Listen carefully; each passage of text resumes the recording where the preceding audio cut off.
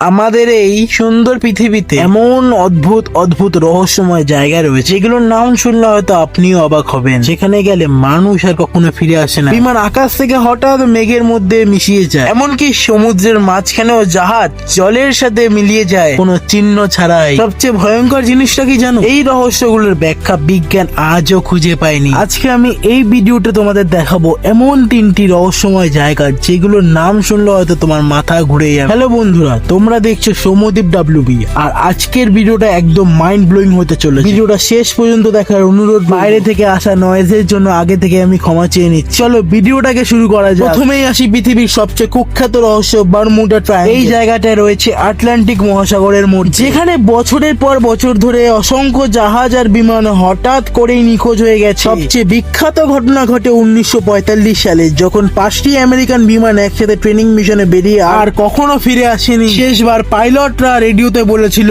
আমাদের কম্পাস কাজ করছে না, আমরা পথ হারিয়ে ফেলেছি। তারপর হঠাৎ করে সব যোগাযোগ বন্ধ।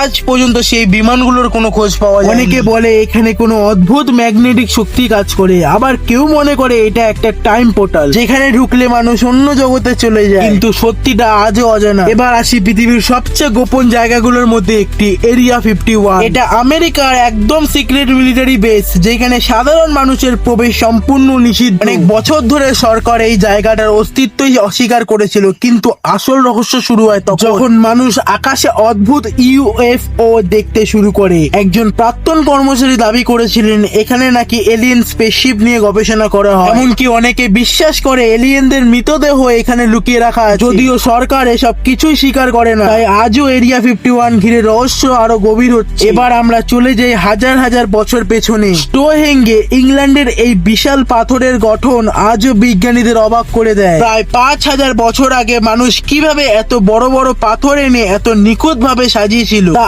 আজও রহস্য। সবচেয়ে বড় পাথরের ওজন 25 টনেরও বেশি। কেউ বলে এটা ছিল ধর্মীয় স্থান, আবার কেউ বলে এটা ছিল এক ধরনের জ্যোতির্বিজ্ঞান কেন্দ্র। কিন্তু সবচেয়ে অবাক করা বিষয় হলো এই পাথরগুলো এমন ভাবে বসানো যে সূর্যের আলো নির্দিষ্ট দিনে একেবারে নিখুঁত ভাবে প্রবেশ করে। এটা কি শুধুই একটি গল্প, না এর পিছনে ছিল এমন কোনো জ্ঞান যা আমরা আজও বুঝতে পারিনি? তাহলে বলো এই রহস্যগুলোর মধ্যে কোনটা তোমাকে সবচেয়ে বেশি ভাবি? তুমি কি সত্যিটা জানার সাহস রাখো, নাকি কিছু রহস্য অজানাই থাকাই ভালো? বিস্তারিত কমেন্টে বলে যাবে। আর ভিডিওটা যদি ভালো লেগে থাকে একটি লাইক করবে, আর চ্যানেলটিকে প্লিজ সাবস্ক্রাইব করে রাখবে এরকম অজানা ফ্যাক্ট জানার জন্য।